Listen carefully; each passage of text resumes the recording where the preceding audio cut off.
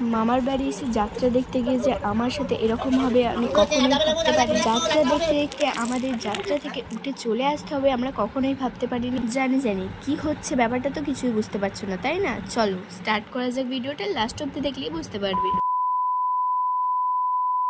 Hey guys, আসসালামু আলাইকুম and welcome back to our channel। আজকে আবার একটা ইন্টারেস্টিং ব্লগ নিয়ে তোমাদের সামনে চলে এলাম, কিন্তু আমি ভাবতেও পারিনি যে শেষ অবধি এরকম অবস্থা আমাদের সাথে হবে। তো যাই হোক, তোমরা পুরো ভিডিওটা দেখতে থাকো, তাহলেই পুরোটা জানতে পারবে। তো কালকে আবারও চলে এসেছি মামার বাড়ি একটা জায়গায় যাওয়ার জন্য, সেটা হচ্ছে যাত্রা। আমার মামার বাড়িতে যাত্রা হচ্ছিল জাস্ট একটা গ্রামের পরই আর কি, একটা গ্রাম বলতে মানে পাশের গ্রামই বলতে গেলে। তো হচ্ছিল সেখানটায় বলা হয় মানে জায়গাটার নাম হচ্ছে 10 নম্বর। তো যাই হোক, এটা শুনে একটু অবাক হতে পারো। তো তারপরে আমরা এখানে এখন রেডি হয়ে বেরিয়ে পড়েছি, আর আমরা কিন্তু এসেছিলাম প্রায় সন্ধ্যেতেই। তো তারপরে আমি যাই হোক একটা ড্রেস চেঞ্জ করেছি শুধু, তো তারপরে একটা সিম্পল জামা পরে নিয়েছি, আর তারপরে এখন আমরা বেরিয়ে পড়েছি। আর বেরোনোর সাথে সাথেই দেখছি প্রচণ্ড পরিমাণে বিদ্যুৎ চমকাচ্ছে, আর তার সাথে সাথে ছিটফেটে করে বৃষ্টিও পড়ছে। সেটা থেকে তো আমাদের প্রচুর পরিমাণে ভয় লাগছিল, আর যেটার জন্য একদম মন খারাপ হয়ে গেছিলো, কারণ এর আগের বারও হওয়ার কথা ছিল কিন্তু হয়নি। কারণটা হচ্ছে সেইবারে হওয়ার কথা ছিল, আর সেই দিনে এত পরিমাণে ঝড় বৃষ্টি আর পানি হয়েছে মানে কি বলবো আর কি, তোমাদের ধারণার বাইরে। তো তার জন্য সেইবারে হয়নি কো। তারপরে আর একটা ডেট ঠিক করা হয়েছে, সেটা হচ্ছে শনিবার। তো আজকেই ছিল শনিবার, তো তারপরে আমরা চলে এসেছি। আর যাই হোক, বৃষ্টিটা একটু কমতেই মেঘটা যখন একটু পরিষ্কার হলো, তখন আমরা সবাই মিলে চলে এলাম, মানে আমার ভাই আমরা সবাই চলে এলাম বাইকে করে। তো তারপরে দেখতেই পাচ্ছ কি পরিমাণে জাস্ট বিদ্যুৎটা চমকালো, যেটা দেখে তো আমার প্রচণ্ড ভয় লেগে গিয়েছিল। তো যাই হোক, তারপরে আমরা আগে থেকেই টিকিট কেটে রেখেছিল আমার নানা।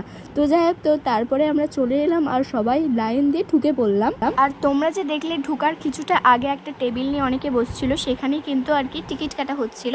আর এই যে দেখতে পাচ্ছ, এখান দিয়ে কিন্তু ভেতরে ঢুকার জায়গা, ঠিক আছে। তো তারপরে ভেতরে আমরা ঢুকে পড়লাম, যেহেতু আগে থেকেই আমাদের টিকিট কাটা ছিল, তো তার জন্য। তো তারপরে এখন আমরা ঢুকে দেখি যে এত বড় করেছে জাস্ট যাত্রার জায়গাটা, কি বলবো।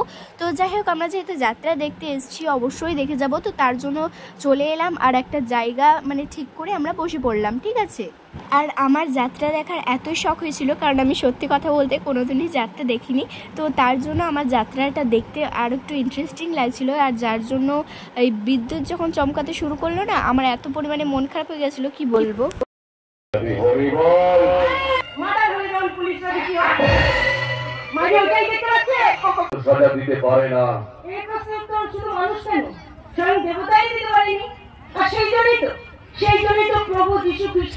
তো যাই হোক, তোমাদের একটু ক্লিপ নিয়ে শেয়ার করেছি। আর যে দেখতে পাচ্ছ এই ভূতনির মতো লাগছে, মানে আমাকে দেখাই যাচ্ছে না অন্ধকারে, তো তার জন্য ওইটা আমি ছিলাম আর কি। তো যাই হোক, এখানে একটা 10 টাকা দামের পাঁপড় কিনে নিয়েছে, আর এত বড় সাইজ ছিল কি বলবো। আর যেহেতু পাঁপড় খেতে খেতে যাত্রার দারুণ মজা লাগে। আর সত্যি কথা বলতে তোমাদের তো বলাই হয়নি, যেহেতু প্রথমবার আমি বললাম যে যাত্রাটা দেখছি, আর প্রথমবার দেখে কিন্তু আমার দারুণ লেগেছে কি বলবো।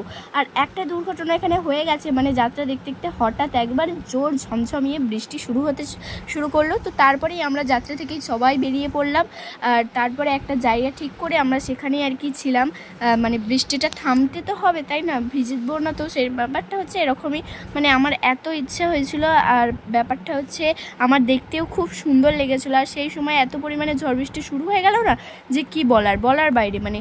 তো তারপরে আমরা কি আর করবো, বৃষ্টিটা একটু থামতেই আমরা বাড়ি চলে যাচ্ছিলাম, কারণ এত পরিমাণে ঝড় উঠেছিল, তো আমরা তো আর সেখানে যেতে পারবো না। তো তার জন্য আমরা সেখান থেকে ভাবলাম বাড়ি যাওয়া ঠিক করলাম। তো আমার মনটা তো খুবই খারাপ হয়ে গিয়েছিল, যেটা তোমাদের বলার বাইরে। আর বিশেষ করে যেহেতু আমার খুব ভালো লেগেছিল প্রথমবার দেখে, তো তার জন্য হঠাৎ যে এরকম হয়ে যাবে আমি ভাবতেও পারিনি। জানি তোমাদের ভিডিওটা খুব একটা ভালো লাগবে না, বাট কি আর করার, আমার মনটা খুবই খারাপ হয়ে গেল। তো তারপরে বাড়িতে এসে বসছিলাম, আর তারপরে গাইস এত পরিমাণে ঝড় বৃষ্টি, মানে ঝড় পুরো ঘূর্ণিঝড়ের মতো হচ্ছিল, জাস্ট মানে ঘুরে ঝড় হচ্ছিল, আর সব আম এসব পড়ে গিয়েছিল।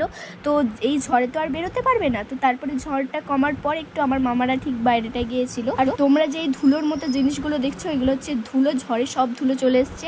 তার আগে একবার ঝাড়ু দেওয়া হয়ে গিয়েছিল, তো তারপরে আবারও ধুলো চলে এসেছিল। আর এখানে আমি আর আমার ভাই মিলে বসে আছি আর ঝড় দেখছি। কেমন ঝড় হচ্ছে বল, শুধু বিরাট ঝড় হচ্ছে, বিরাট ঝড়, মারাত্মক ঝড় হচ্ছে, মারাত্মক। সত্যি বলছিস? ঠান্ডা লাগছে না? এরকম বগল করে জামা পরে আছিস? আরে বিরাট ঠান্ডা লাগছে। আর কত ধুলো বলে, এগুলো বলবে তো দীঘা থেকে চলে এসছে, তাই না? এগুলো সব নাইসিল পাউডার পাউডার মাখবেন তো।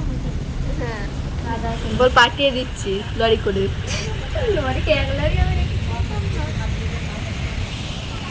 আমাদের কিন্তু আজকে একটা জিনিস একদম ফেল হয়ে গেল যাত্রা, তাই তো? তুই গাইজদের এরকম করছিস? হ্যাঁ হ্যাঁ, এই মার খা, আরেকটা মার খা, আরেকটা মার, গাদা মার খাচ্ছিস। कौन है ये लोग? कहां से आते हैं ये?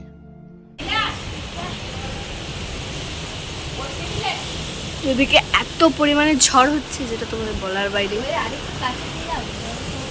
হ্যাঁ বোঝা যাচ্ছে না, এত পরিমাণে ধুলো হয়েছে যেটা তোমরা বললে বিশ্বাস করো না, যে কাছ থেকে এখন বুঝতে পারছি। তো গাইস এত পরিমাণে ঝড় হচ্ছে যেটা তোমাদের ধারণার বাইরে, আর তোমাদের আমি শেয়ারও করতে পারছি না, কারণ মানে পুরো বোঝাই যাচ্ছে না, অন্ধকার হয়ে গেছে। তো চলো আবারও বাইরে যাওয়া যাক। তোমরা জাস্ট এখানে দেখো কত ঝড়ে আম পড়ে গেছে, 2 বালতি আম পড়ে গেছে। তোমাদের সাথে কথা বলতে বলতে যখন আমি বাইরে বেরোলাম তখন দেখলাম যে আমার মামা 2 বালতি আম নিয়ে চলে এসছে। আমি ভাবলাম যে যা বাবা, এত আম পড়েছে, আমি ভাবতে পারিনি। তো যাই হোক, এত ঝড় হয়েছে আর পড়াটাও স্বাভাবিক ছিল। আমার নানাদের মামাদের সবাইকারই মন খুব খারাপ হয়ে গেছিলো, কারণ যেহেতু গাছের আম পাকা আর খেতে পারবে না, এই কাঁচা অবস্থায় পড়ে গেছে, কিছু কিছু জাস্ট পাকা ছিল।